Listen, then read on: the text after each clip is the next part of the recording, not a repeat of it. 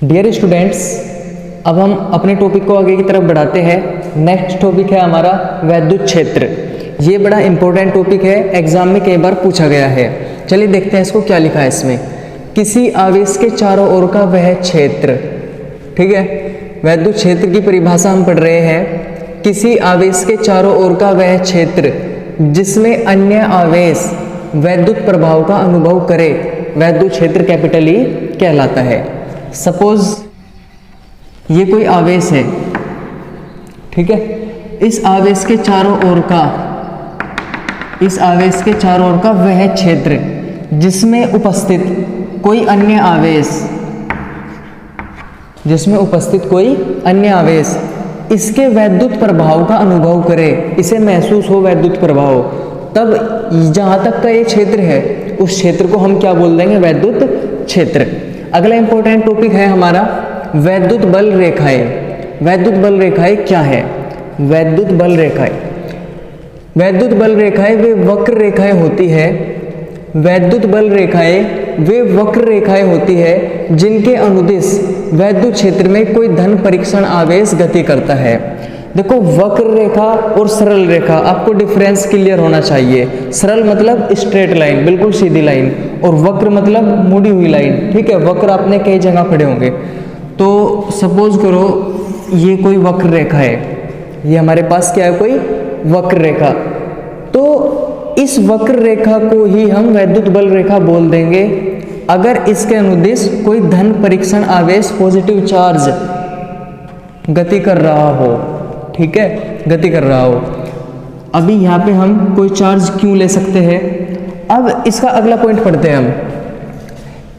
इसके गुण निम्न प्रकार है, ठीक है। इसमें कई प्रॉपर्टी है, वे प्रॉपर्टी क्या है, वे गुण क्या है, वे हमें समझ लेने हैं अच्छे तरीके से। पहले पॉइंट की बात करते हैं हम।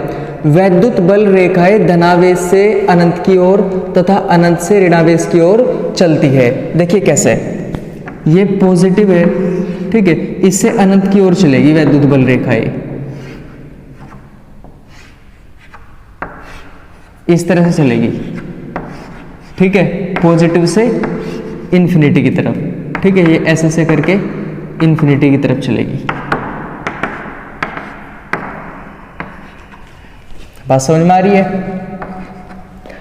और अगर हम बात करते हैं दूसरे पॉइंट की, अनंत से ऋणावेश की ओर चलती है। ये हमारे पास कोई ऋणावेश है और ये वैद्युत बल रेखाएं अनंत से ऋणावेश की ओर आ रही है। ये चीजें हमें यहाँ पे ध्यान रखनी है। वैद्युत बल रेखाएं धनावेश से अनंत की ओर और अनंत से ऋणावेश की ओर चलती है। पहला पॉइंट हमारा क्लियर हुआ। दूसरा पॉइंट, वैद्युत बल रेखाएं खुला वक्र होती है। देखिए ये खुला वक्र है, बंद वक्र थोड़ी है, ये खुला वक्र है, तथा धनावेश से प्रारंभ होकर ऋणावेश पर समाप्त हो जाती है। मान लीजिए ये पॉजिटिव चार्ज है और ये नेगेटिव चार्ज है, तो पॉजिटिव से चल के नेगेटिव पे फिनिश हो जाएगी, समाप्त हो जाएगी। ऐसा नहीं है कि फिर नेगेटिव से पॉजिटिव की तरफ चलेगी, पॉजिटिव से नेगेटिव की तरफ चलेगी और यहीं पे समाप्त हो जाएगी। ये इसका पॉइंट नंबर सेकंड है। थर्ड पॉइंट की बात करते हैं। वैद्युत बल रेखाएं किसी बिंदु पर खींची गई स्पर्श रेखा, वैद्युत बल रेखा के किसी बिंदु पर खींची गई स्पर्श रेखा उस बिंदु पर वैद्युत क्षेत्र की दिशा को बताती है। ये बड़ा काम का पॉइंट है। ये वैद्युत बल रेखा है, इस वैद्युत बल रेखा के इस बिंदु पे कोई स्पर्श रेखा खींच दो,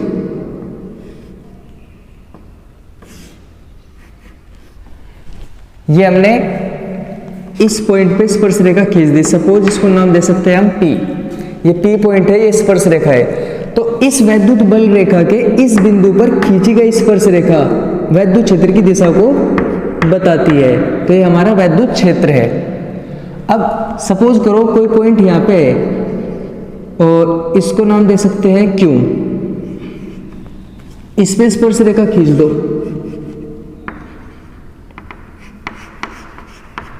इस पे स्पर्श रेखा इस डायरेक्शन में क्या शो कर रही है कि वैद्युत क्षेत्र इस दिशा में है। तो ये पॉइंट बड़ा काम का है। एक बार और समझ लेते हैं। वैद्युत बल रेखा के किसी बिंदु पर खींची गई स्पर्श रेखा उस बिंदु पर वैद्युत क्षेत्र की दिशा को बताती है। किसी भी पॉइंट पर वैद्युत क्षेत्र हम देख सकते हैं, कैसे? उस पॉइंट पर स्पर्श रेखा खींचकर। अगले पॉइंट की तरफ चलते हैं। वैद्युत बल रेखाएं कभी भी एक दूसरे को नहीं काटती है। मोस्ट इंपोर्टेंट पॉइंट, वैद्युत बल रेखाएं कभी भी एक दूसरे को नहीं काटती है, क्योंकि यदि ऐसा होता तो कटान बिंदु पर दो स्पर्श रेखाएं खींची जा सकेंगी और वे दो दिशाओं को प्रदर्शित करेंगी, जो कि असंभव है। कैसे असंभव है, इसको समझ लेते हैं हम। वैद्युत बल रेखाएं एक दूसरे को नहीं काटती है, पॉइंट है ये। अगर काटती तो क्या होता, हम देखते हैं करके। सपोज एक वैद्युत बल रेखा ये है और दूसरी वैद्युत बल रेखा ये है। अब इनका कटान बिंदु ये है, पॉइंट ऑफ इंटरसेक्शन। अब इसको वैद्युत बल रेखा मानते हुए एक यहाँ पे हम स्पर्श रेखा खींच देते हैं। तो स्पर्श रेखा क्या बताती है? वैद्युत क्षेत्र की दिशा को। तो इस डायरेक्शन में हमारा वैद्युत क्षेत्र है फिलहाल, लेकिन ये भी तो वैद्युत बल रेखा है ना, इस पे भी हम स्पर्श रेखा खींच सकते हैं। तो इसको हम ऐसे खींच सकते हैं। अब वैद्युत क्षेत्र की दो दिशाएं हैं। अब वैद्युत क्षेत्र हो कुछ ही हो, दिशा तो एक ही होगी ना। मान लो हम पूर्व दिशा में चल रहे हैं तो हम पूर्व दिशा में ये चलेंगे, हम पश्चिम दिशा में चल रहे हैं पश्चिम दिशा में ये चलेंगे। ऐसा थोड़ी है कि हम पूर्व में चल रहे हैं पश्चिम में भी चल रहे हैं। तो ये असंभव है ये कंडीशन। तो वैद्युत बल रेखाएं कभी भी एक दूसरे को नहीं काटती है, और नहीं काटती है उसका रीजन क्या है कि स्पर्श रेखाएं कितनी होंगी? दो दिशाओं को प्रदर्शित करेगी। दिशाएं दो हो नहीं सकती, दिशाएं होंगी एक, केवल एक दिशा होगी। नेक्स्ट पॉइंट की तरफ चलते हैं। वैद्युत बल रेखाएं किसी खिंची हुई लचकदार डोरी, वैद्युत बल रेखाएं किसी खिंची हुई लचकदार डोरी की भांति लंबाई में सिकुड़ने की प्रवृत्ति रखती है, लंबाई में सिकुड़ने की प्रवृत्ति। इसी कारण विजातीय आवेश एक दूसरे को आकर्षित करते हैं। आपको बताया था एक है विजातीय और एक है सजातीय। सजातीय मतलब दोनों पॉजिटिव पॉजिटिव हो या दोनों नेगेटिव नेगेटिव हो। अगर हम बात करते हैं विजातीय की तो एक पॉजिटिव और दूसरा नेगेटिव होना चाहिए, राइट। इसी कारण विजातीय आवेश एक दूसरे को आकर्षित करते हैं। देखो समझ लेते हैं इस चीज को। वक्र रेखा इस तरह की है, ठीक है। एक पॉजिटिव चार्ज है और एक नेगेटिव चार्ज है, दोनों विजातीय आवेश है ना, तो एक दूसरे को आकर्षित करने की कोशिश करेंगे, ठीक है। ये वाली बात भी ध्यान रखनी है। वैद्युत बल रेखाएं किसी खिंची हुई लचकदार डोरी, ठीक है, की भांति लंबाई में सिकुड़ने की प्रवृत्ति रखती है। ये इंपॉर्टेंट टॉपिक है चैप्टर नंबर 1 का।